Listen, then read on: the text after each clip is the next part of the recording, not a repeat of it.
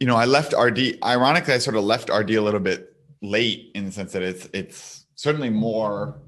I would say it's an approach you should seriously consider in your toolkit, way more than like say a Bartik, just because it's such a natural approach for a lot of empirical identification. What we're going to talk about today is really we're pivoting to RD. I mean, RD, as I'll talk about in just a second, has kind of exploded in popularity for very good reasons. And what I'm going to try and do today is really just outline the simplest version of the approach and kind of how it works. Excuse me. And then I'm going to talk about estimation, and what actually sort of ended up happening as I was trying to write up these notes is I sort of realized in going through it is that, we didn't cover non-parametric estimation basically at all in this course. That's not a topic we've really done. We've talked about it in the context of design-based inference and sort of getting these non-parametric estimators, but we haven't really gone into the weeds of it very much. I would say this is, I would not call what we're going to do today an in the weeds discussion of it, but we're going to go into it in a lot more detail than perhaps you've done before. I'm kind of curious how, I was trying to look at the syllabus for what you guys are supposed to have covered, but I know we have a bunch of, how many of you have, so this is for DAG, but how many of you have studied kind of non-parametrics, like kernel regression or density estimation? Is this something you've done or seen in class? Okay, so it's about 50-50. That's fine. That's actually very helpful.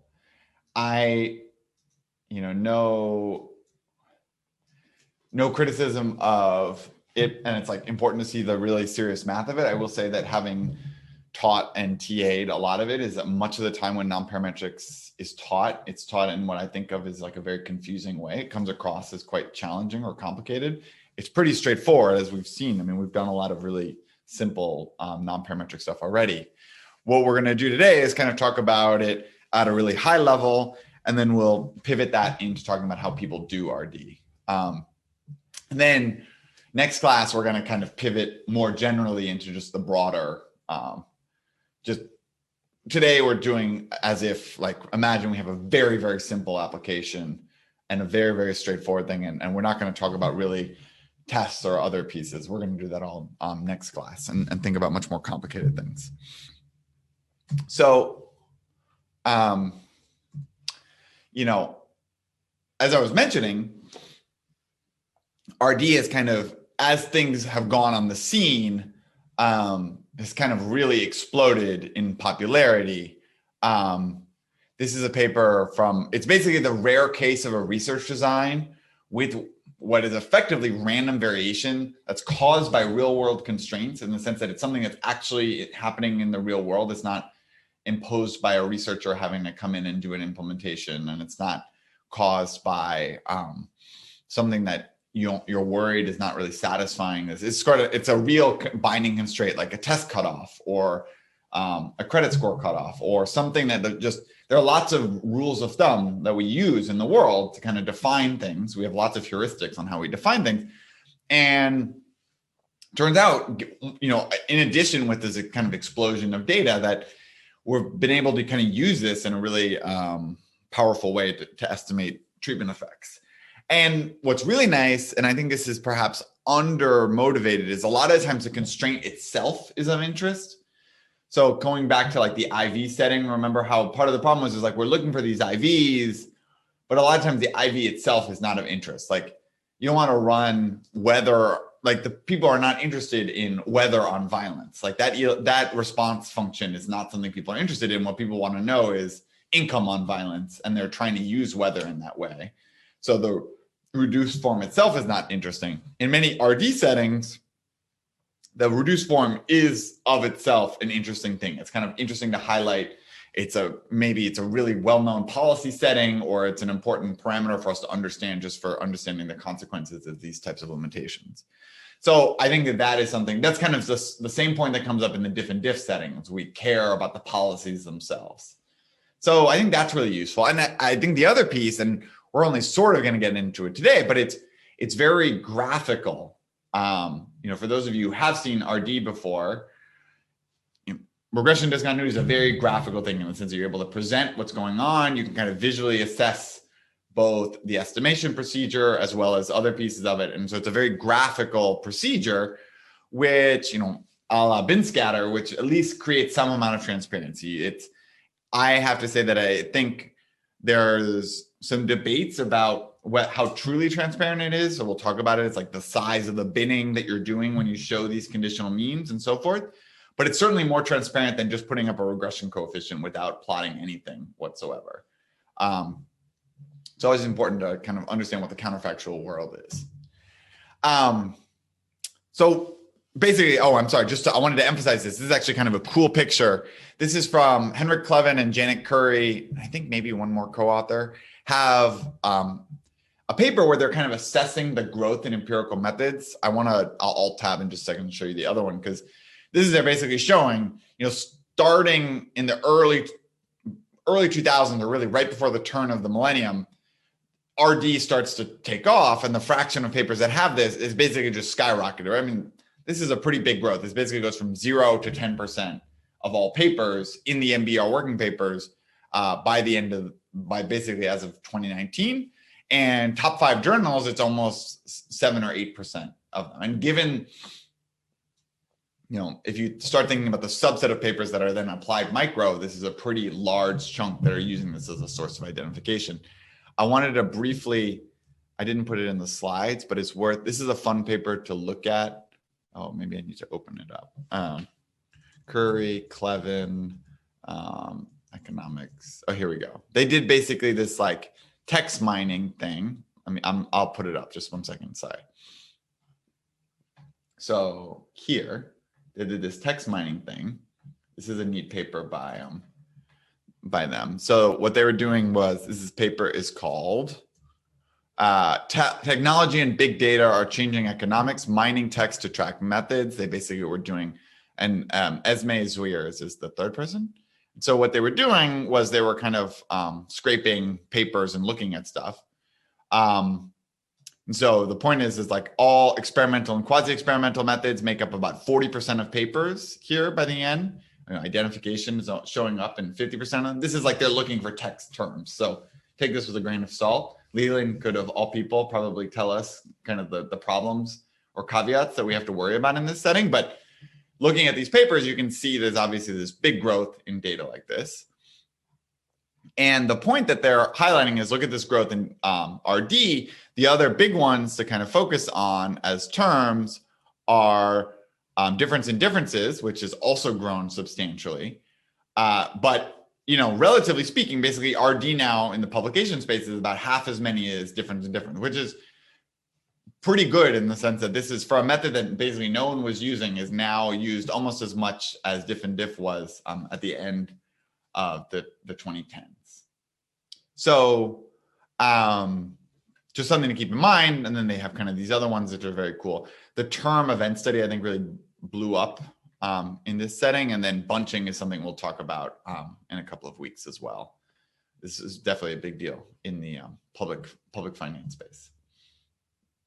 So that's all. I just wanted to highlight that. So RD is a big deal is all I was trying to emphasize with that point. Oh, no, you guys do not need to see the yield curve. So I don't know if, probably not interested in learning about the yield curve. Here we go. So RD is a big deal. I think really powerful. Like obvious trick with it, just with like an IV, is you need to find these sources of variation in the world. We'll talk about different ways to approach this. The intellectual history of RD, this is kind of every Bethids paper that talks about RD, puts this cite on Thistlethwaite and Campbell, which is a psychology paper in the 1960s, where they use an RD. I mean, they call it regression discontinuity. Kind of amazingly, it doesn't show up again really until the end of the 1990s. So Wilbur Vanderklaw, I think rightfully so, is kind of associated with revitalizing this approach, and seems to have kind of percolated in the end of the 90s through a number of folks. So Wilbur Vanderklaw actually went to graduate school or went to undergraduate with Hito Imbens. He was my former boss and colleague at the New York Fed. And I think this basically was this percolation of this method in the late 90s that people were kind of aware of this thing, this sort of thing that be taken use of. And you can kind of see there's this coincidence of a number of folks all coming from kind of the same background using this method. So these are 3 examples worth knowing. I'll kind of highlight what they're doing because what's nice about them is they're all doing kind of very different approaches. The first is Wilbur van der Klaauw has this paper. He has several papers. The methods paper that's most relevant is he has one with Petra Todd and with, I'm forgetting Han's first name. Well, Han, Todd, and van der Klaauw, they have an econometrica about RD, which is really the most relevant site. But this is his application where you can see the picture on the right. This is from his paper where the idea is there are cutoffs for financial aid. And you can make an index based off of your GPA and your SAT score. And as you increase that index, your propensity and the amount of financial aid you're going to get is going to jump discontinuously as you cross this. So forgetting about kind of the way he does the estimation here, you can see the obvious point that as we look on the left of these cutoffs or these vertical dots we see substantially more mass as you go above, and you get more and more. And so the idea in RD intuitively is that what you'd like to compare is people who are just to the left of this threshold on average and just to the right of this threshold and ask, like, compare the 2 effects. And then we say, okay, what's the effect of this jump on financial aid? And then can we use that to understand, well, what's the impact of this jump on other subsequent outcomes? And so his paper was kind of asking this question of, okay, well, what's the impact of financial aid on other outcomes or the decision to go to school, et cetera? This basically, this X variable here, and this is terminology we're going to get used to. This X variable, they call it S. He calls it S. Is this ability index is what's known as the forcing variable. So the reason you call it the forcing variable is as it's moving along, as it crosses some threshold, it pushes you into this new level of the treatment. That's one. So Sandy Black's paper in the QJE is a very nice one. I don't have a picture from it. What's sort of unusual in her paper is that it's effectively an RD, but it doesn't have the traditional graph that one might have seen in an RD paper. So Sandy Black's paper is a geographic RD. Her question is how much are people paying for good school districts? And so the thought process there is, let's look at houses very close to 2 borders, one in a good school district and one in a not so good one, and look at the discontinuous change in house prices on one side of the border versus the other. So the forcing variable is the distance to this border, and the treatment is the school district. And the question is well, what's the impact of that school district on house prices? So that lets you quantify how much people are paying for stuff. And then the last one is this very famous paper by Josh Angrist and Lavi about what's called, I don't know if there's anyone who is going to be better at pronouncing this than me, but it's Maimonides. Is that right? Is there anyone who's Israeli or wants to correct, or Jewish and wants to correct my pronunciation? Maybe Christian too. But Maimonides' rule was basically this rule in Israel where the rule of thumb was that up to a certain class size, there would be basically how many students would be in a class. And so there was a rule that, your cutoff, if you had more than 40 students who were enrolled, they would split them up so that you never had more than 40 students in one class. So the running variable here was the enrollment count in a school. And then you would have the actual class size, which would jump discontinuously as you got close to the 40 cutoff. So there was actually multiple cutoffs here, right? So there was first this is the 4th graders on the bottom. You'd go along, you'd have an enrollment count of 40, you'd be going along, and then you drop discontinuously down to here. And so there was a rule that's not exactly, they don't jump to the same point because you're dividing them up differently. But the rule basically had this way in which you'd cut up the students across this. And then this is the actual realized values. Obviously, this doesn't if you've seen RD papers before, this doesn't look exactly like how you've traditionally seen it, because what they're trying to do is kind of show the full space of what this looks like. But hopefully it's clear. The idea is that you have this forcing variable, which is enrollment count, and then the actual effect on class size, which is on the Y variable. So I guess the forcing variable is not class size, but rather enrollment count for this case. That's right. Okay, so just to give you some notation, basically, let's just formalize things by thinking about the kind of traditional potential outcomes framework. So we're going to have, some outcome variable yi. We're going to allow for there to be some binary treatment variable di. We think about potential outcomes. So yi0, yi1, binary treatment variable. We have potential outcomes. This is just standard notation, right? We haven't done anything different. I'm going to denote our running variable as z, which it could be is either, the test score, distance, the class size. It's really enrollment count. And the key thing that I'm going to do here is I'm going to normalize zi equal to 0 as the cutoff where the treatment is affected. So obviously in the Maimonides case, right, it was 40, 80, etc. Where, if you were just focusing on one cutoff, 40 would be the one you care about. So we just do, all we have to do is we say zi minus 40, we've just renormalized it to be equal to some cutoff here.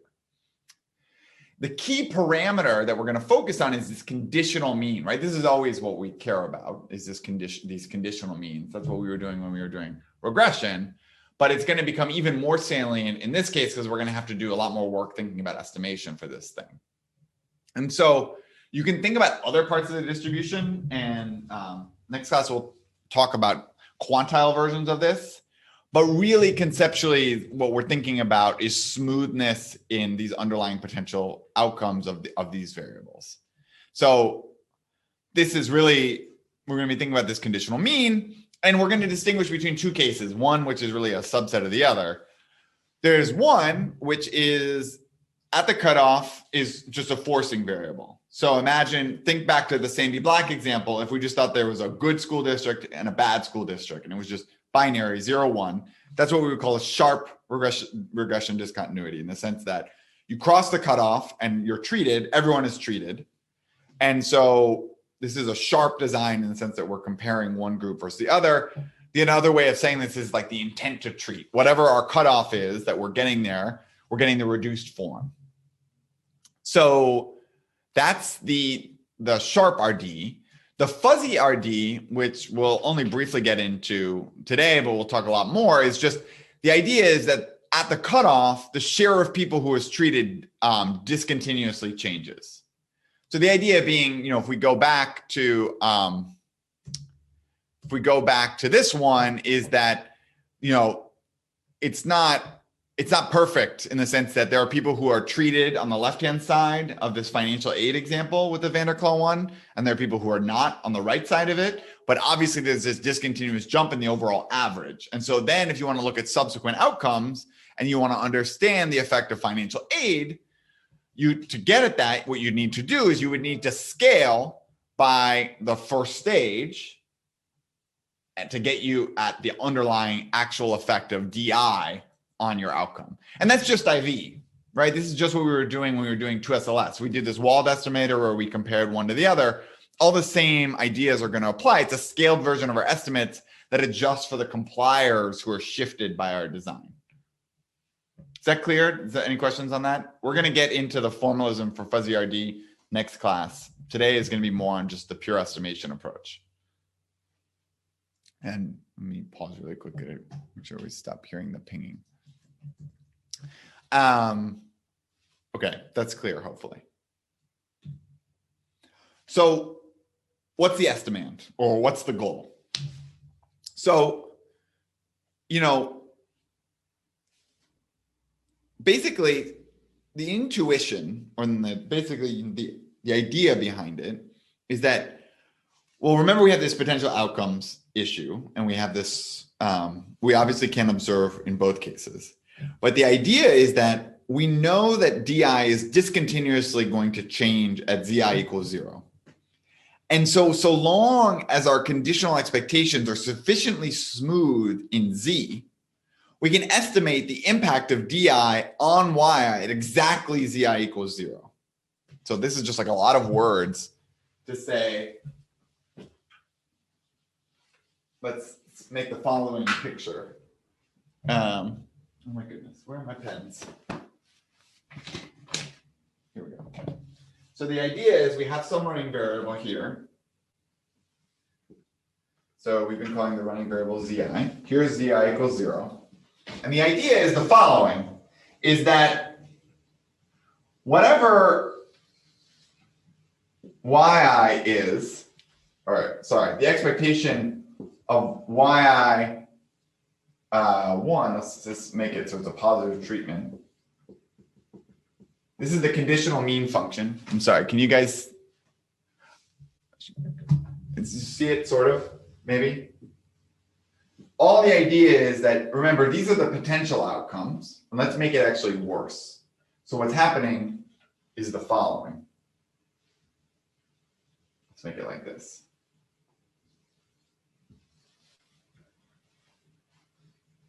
And then what we have is that they look like this.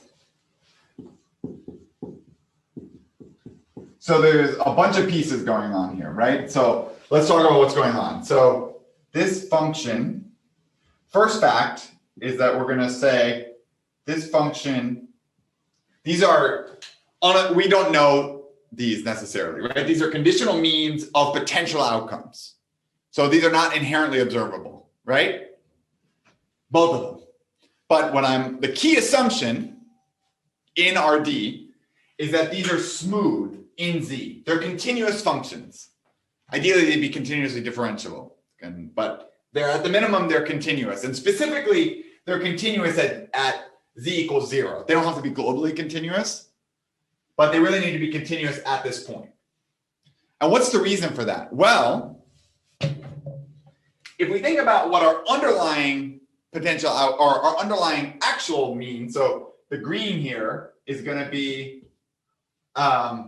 the expectation of yi, which is what we observe, right? Well, that function, think about if we have a world in which it's a sharp RD, right? So everyone to the left of 0 is untreated, and everyone to the right is treated. Well, what that's going to look like, I mean, in that world is amazing, right? Because it looks like this, and then it jumps, and then you have this. And so what's great is you say, look, I know exactly the difference between these people in this one. That's kind of awesome. And then so you can know exactly what the effect is of the treatment. And you can obviously see the issue, right? What happens if it's not sharp is what you get is that you get some mixture between the two on the left and some mixture between the two on the right. And you obviously have to scale between the two of them. But the key underlying assumption, it's kind of an amazing thing in that the assumption is all baked into this idea that there are underlying unobservable functions, which we don't see, that are continuous at the cutoff. Any questions on that? I know it's a little bit shiny. I feel like it's non-ideal. I'll turn it a little. Is that better? A little bit? So that's the idea, is that you have this point. And what's cool about this is, you know, under this assumption, then this conditional average treatment effect, which we'll call, it's really the tau sharp RD, which is the difference between the potential outcomes, the expected treatment effect, conditional at the cutoff. Well, that's equal to the limit if we come this way, right? So what we do, and this is the estimation approach that we're going to talk about, is what we do is we take the limit from the right and we follow this function and we let it go down. We basically take the estimate and we want to find this point. And then from the right, we come this way and we find this point. And then all we need to do is, this is our estimate. So basically the limit, you take the limit from the right, take the limit from the left, you let them go to 0, and then you take the difference between the two. And the key point here, and this is what I was alluding to when I was talking to Daniel, is that, this is a very particular subgroup of individuals, right? We're only focusing on these people right here, which is really in this space of critiques about RD.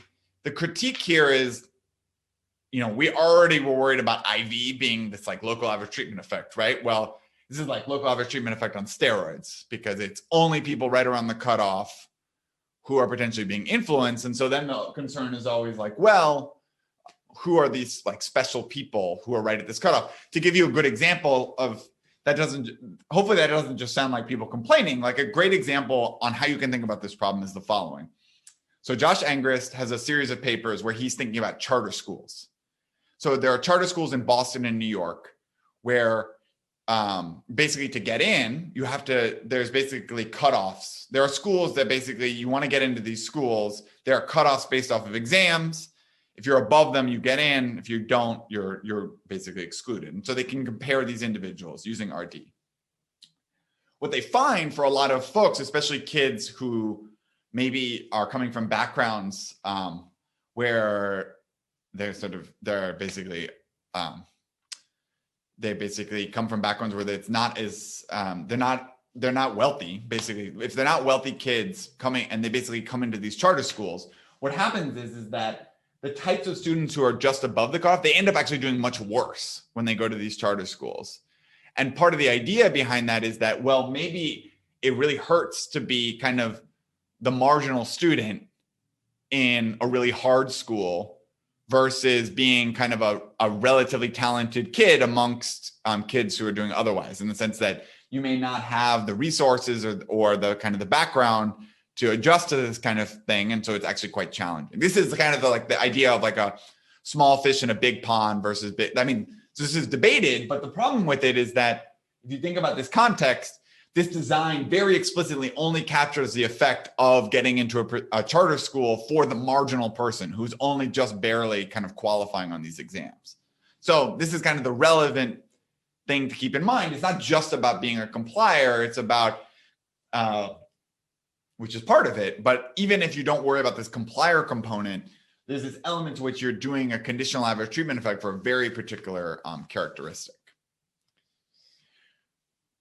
That's one piece. The second piece that I want to emphasize for here is this idea that, this is really a continuity-based argument.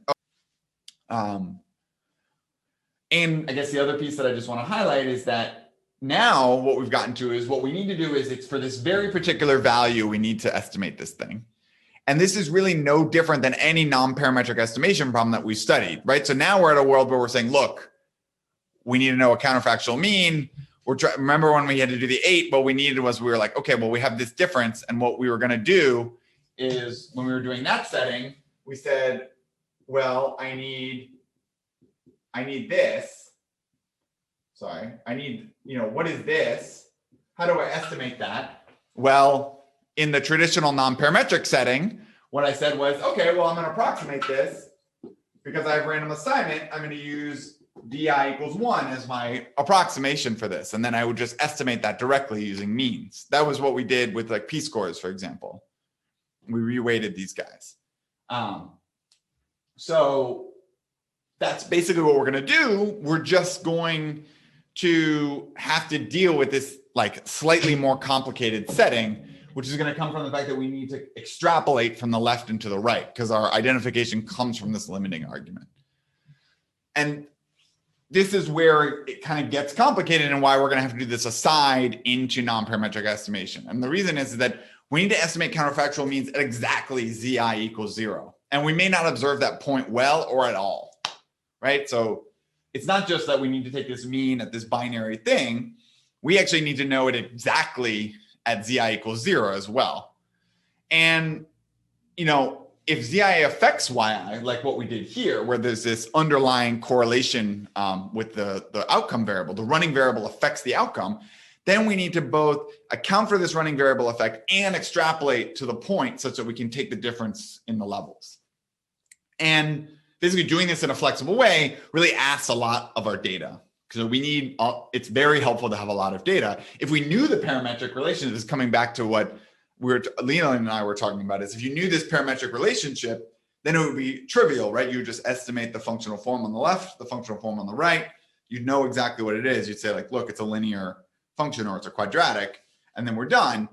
But we obviously most of the time don't know. Like what we've talked about when we were doing regression is we're always doing a linear approximation. But since we really want to nail the estimation at a given point, regression is about kind of doing well on average.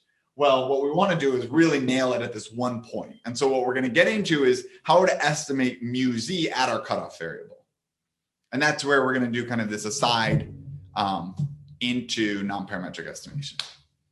So what is non-parametric estimation? I think half of you had said you'd seen a version of it before, half of you have not. So this is going to be helpful. And I think what I'm going to try and do is highlight the ways in which this is really trivial, right? So it's like this combination of things of like being super trivial because it's the most intuitive way for us to think about data, but also being really complicated because it introduces a lot more notation and kind of things you have to keep track of. So really think of non-parametric estimation is saying, look, we don't want a model. We don't want a parametric model of our data generating process. We want a model-free approach to estimating features of the data. So simple things like means and variances are trivial, right? We do that. You estimate the mean. Well, okay, the mean, that's just the sum of them divided by n. We know that that's like a non-parametric estimate for the mean. But you can do this in a much wider range of problems, right? So the only thing holding you back is data most of the time. Non-parametric estimation, like you can construct estimators for a lot of things. The thing that's holding you back is not your imagination, it's reality, unfortunately. And so what we're going to do now is talk about how to kind of build this up and then see where kind of where the rubber meets the road, as it were. So consider the following estimation problem that you've probably solved a lot. So means, we already said you've done. So we've already checked off means. You kind of means and variances, you're very comfortable doing non-parametric estimation with. There's a kind of a more interesting one that you've done probably a lot of, which is density estimation. So you've thought about, you have a random variable xi. We're going to think about it scalar. Most of the time when you were in Stata or whatever your preferred statistical package, you had some variable you're interested in understanding what it looked like. And you were interested in the PDF or the density of that function, right? So I'm calling that f of x. And you wanted to estimate, you wanted f hat of x. You wanted to approximate what the density looked like. And it's really easy when the variable is discrete, right? So when a variable is discrete, you obviously know the relative density within each share. So imagine these are categorical, it's a categorical variable. Well, the value then, the share of things that fit into each bin is literally just how many are in that bin divided by the overall number, right? So, wow, I really made a mess of this picture here. I'm sorry, I should have put a picture on the right here to kind of make this concrete. But, imagine you got something like it's age buckets. So age in years is a pretty good discrete variable, right? So the census a lot of times will do it in buckets. Like here's 18 to 35, 36 to 54, 55 to 75, and then like 76 plus. And then you have just bins, right? So this is a bin, and then you got a bin here, and you got a bin here, and you got a bin here, and this is the density. Right, so with a discrete variable, it's like a very straightforward exercise. This is not going to blow anyone's mind. This is a straightforward thing. And that's because discrete variables are very well behaved. You can kind of get a lot of estimates within a given point because the measure of drawing an observation within that bin is non-zero. What if the problem becomes, what if x is continuous? So if it's not age in years anymore, but it's, income, or FICO score, or whatever discrete, non-discrete variable you want to imagine. Basically, the point of where like getting any one draw is effectively measure zero for the true underlying density, right? So in that context, then you just can't discretely like take the value x and then estimate all the ones that are x and go forward and get a good estimate.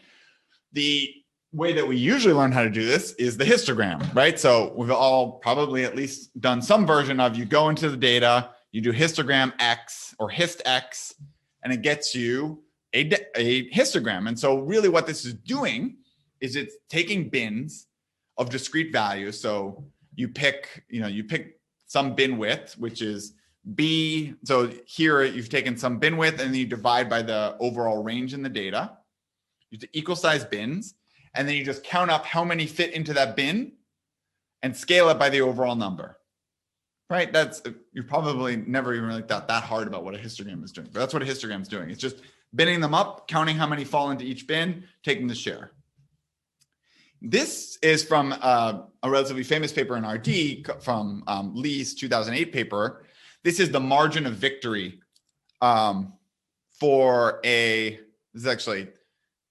this is how much people won in their election by. So I think it's margin. So it must be how much they won in their election by. So I'm actually excluding the 100, those that won by 100%. But basically the idea here is how much did you win in an election by?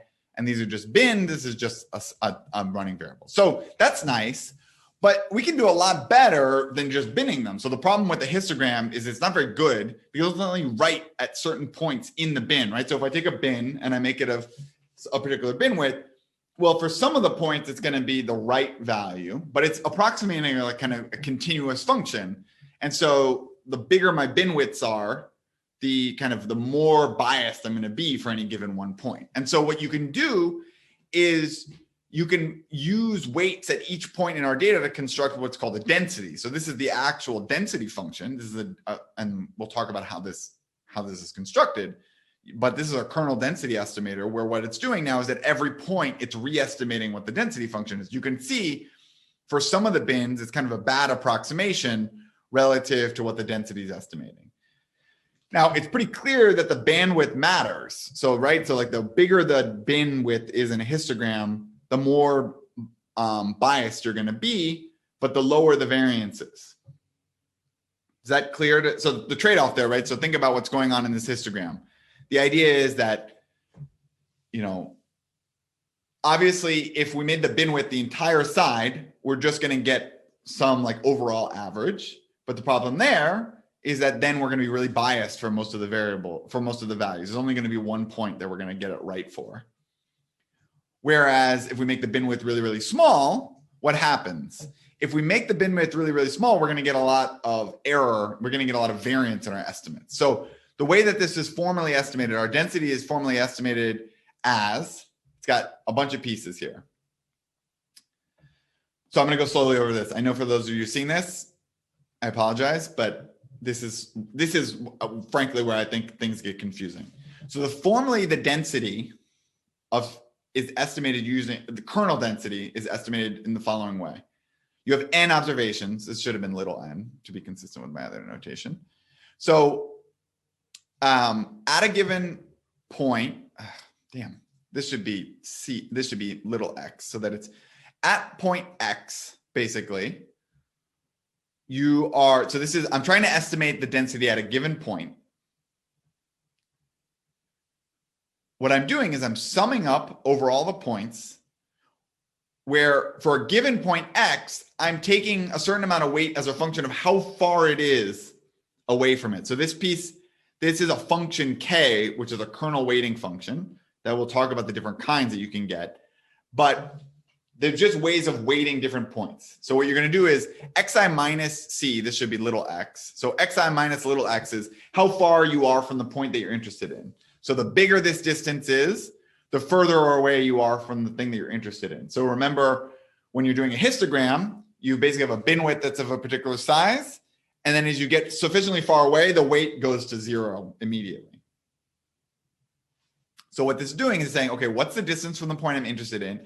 And then I'm scaling it by the size of this parameter h, which is a choice of our bandwidth or smoothing parameter.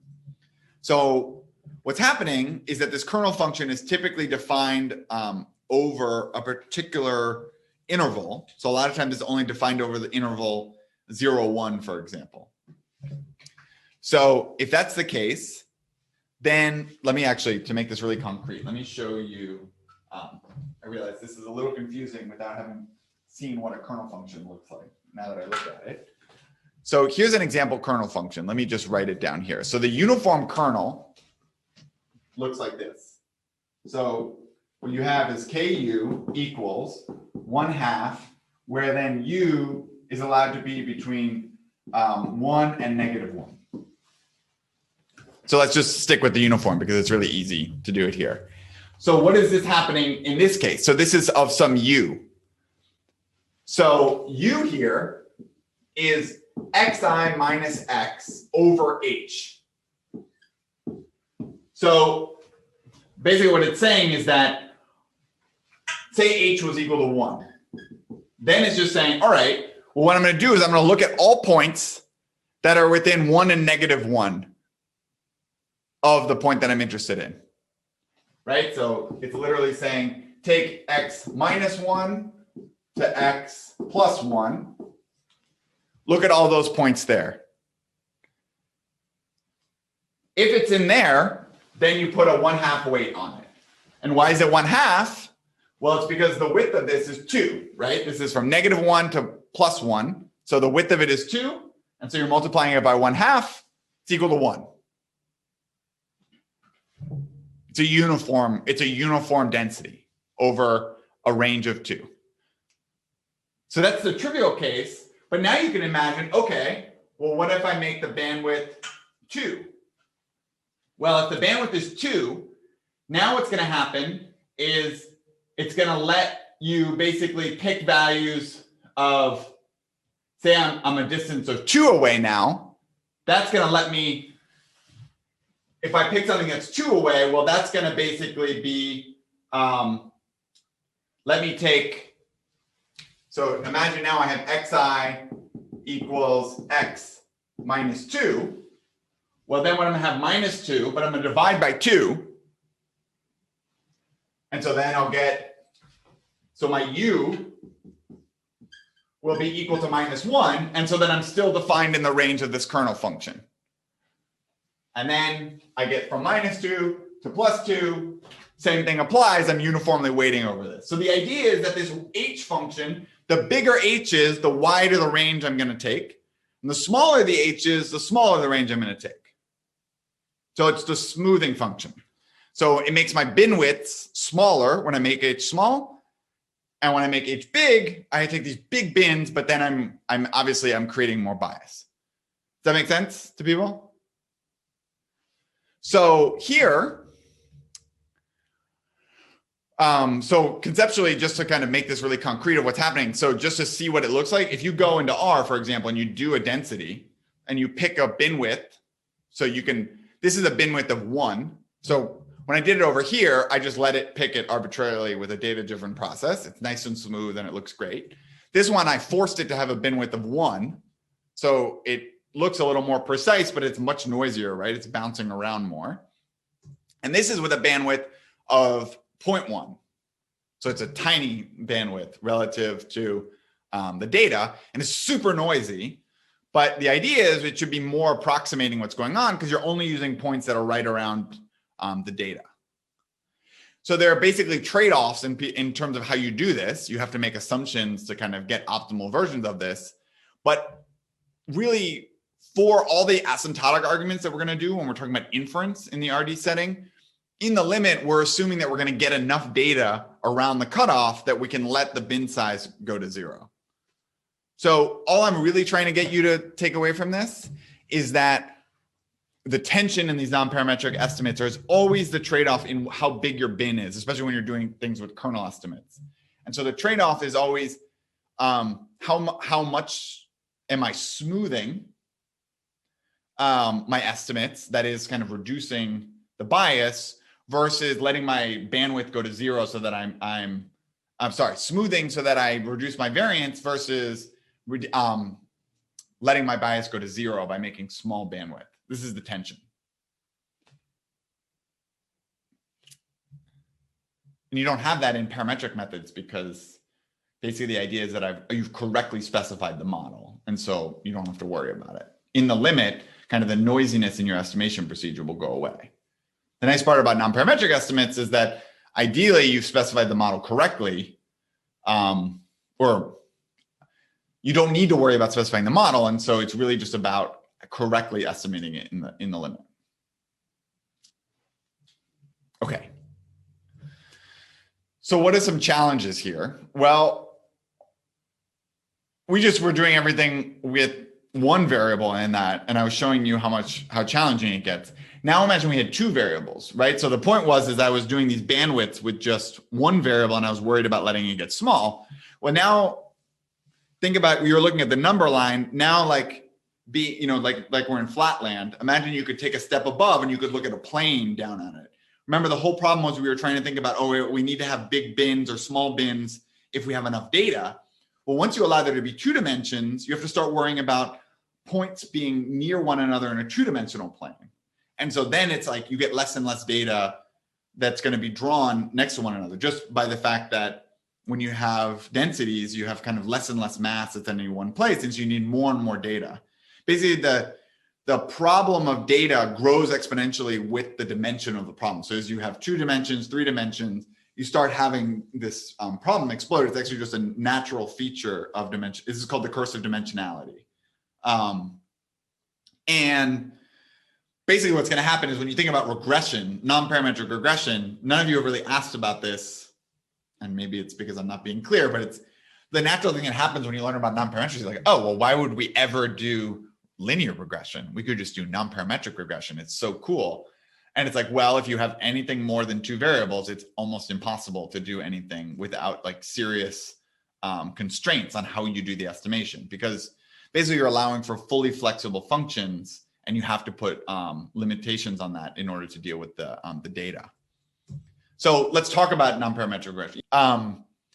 Okay, so remember that what started all of this. So hopefully right now you're very comfortable with the idea of, look, I could generate a density if I wanted. I could construct it by hand. What I want to convince you now is you could also very easily do non-parametric estimation by hand. You could do non-parametric regression with almost no problem. And the way that I want you to see this is, remember that what we started caring about was this mu of z, right? We wanted to estimate this mu of z so that we could take the left and take the right and then take the difference. Remember that expectation is literally just this, right? So a conditional expectation, remember, is just the integral over that multiplied by the conditional density at a particular value, where you approximate this integral usually by the sum over those values. So there's kind of 2 ways to do this. One thing you could do is, if you just estimated this conditional density, you could then sum up and multiply and construct it by hand. If it was discrete, if z was discrete, it would be really straightforward, right? As sort of back to where we were talking about with densities being really straightforward to estimate when you have a conditional density, or when you have a discrete variable, a conditional density is also very straightforward. Here, oh, there's my dog. Hi, Base. Oh boy. Base, come here. Hi. Yes, hold on. Oh my God. He's really wet. That's why I said, oh my God. So here, you guys want to see the dog? Here, let's do this. Base, who's this? Yeah, it's very cute. Sorry for those of you who are not dog people in the audience.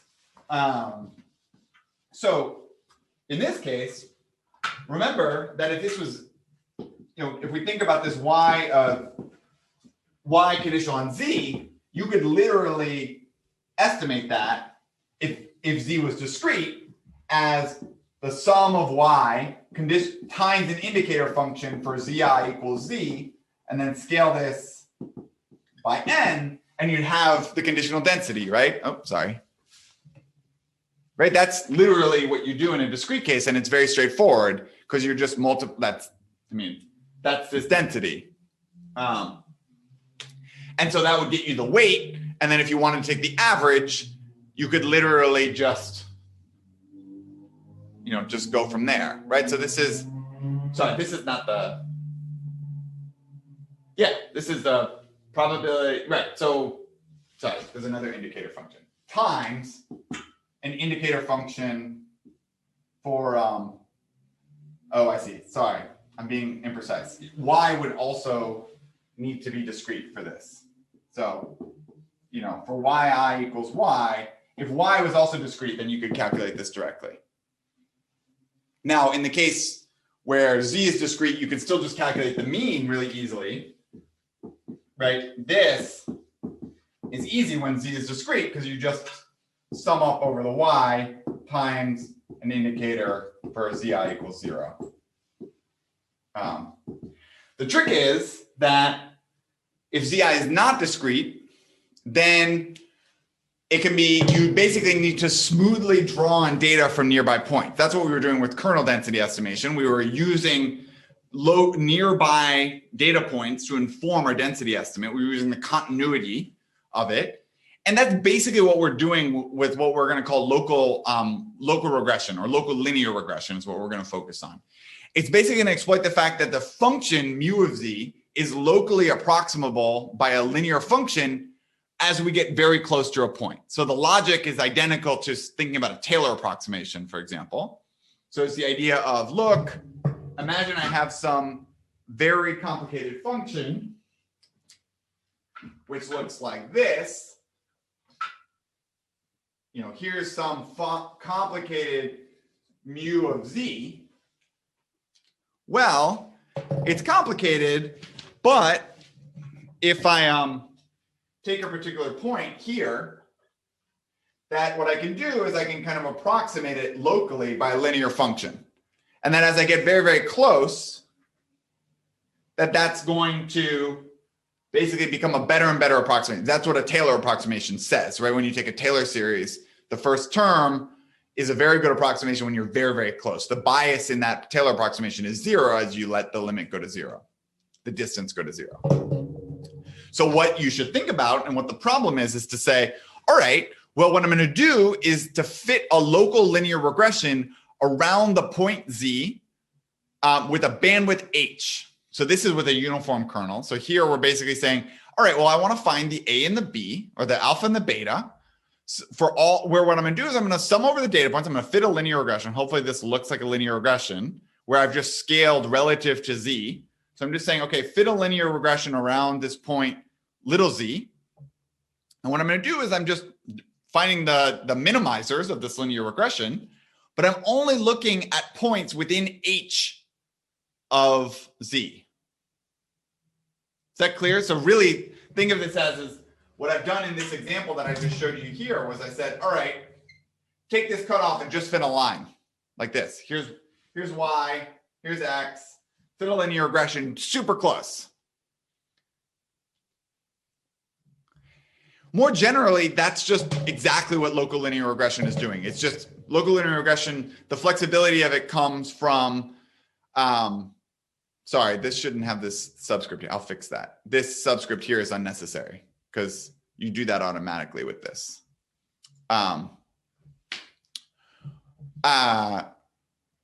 What you do is you're minimizing this linear regression around a particular bandwidth, and you're just fitting this at a given point. So if you want to understand the conditional expectation at a given point, well, you find the minimizers at that one point, given a particular weighting function.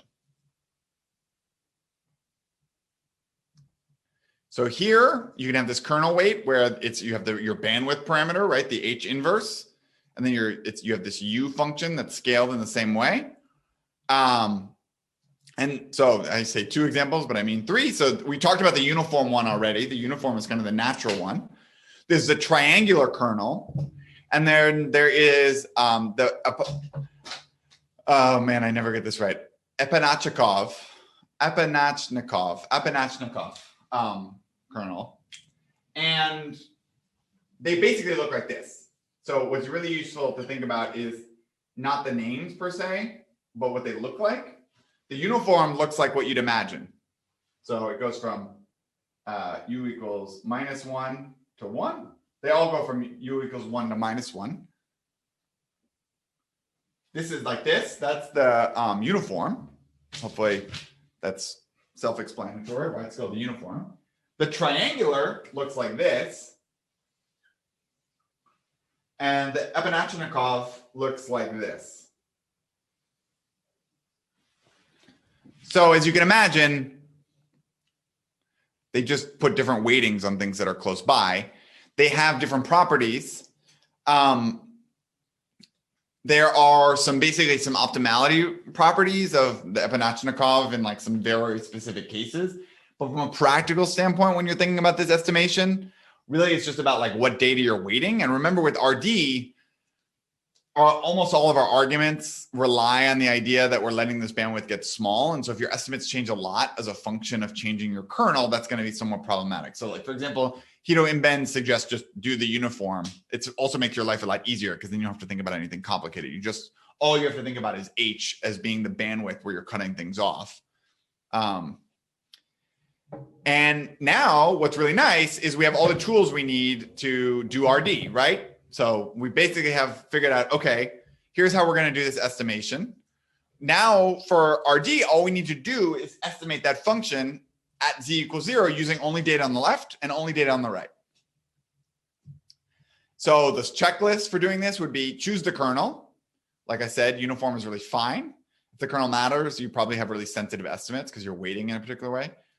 Choose your bandwidth. We'll talk about how to do that next time in a data-driven way. And then you estimate on the left and on the right such that, so remember the sharp RD, you're doing the left, you're basically letting this go from the right, take the limit coming into 0, do the same thing coming from the left. And so what it's going to be is the estimate you're going to get is this alpha on the right and the alpha on the left, which are the constants from the 2 points, where you're going to be estimating in this way.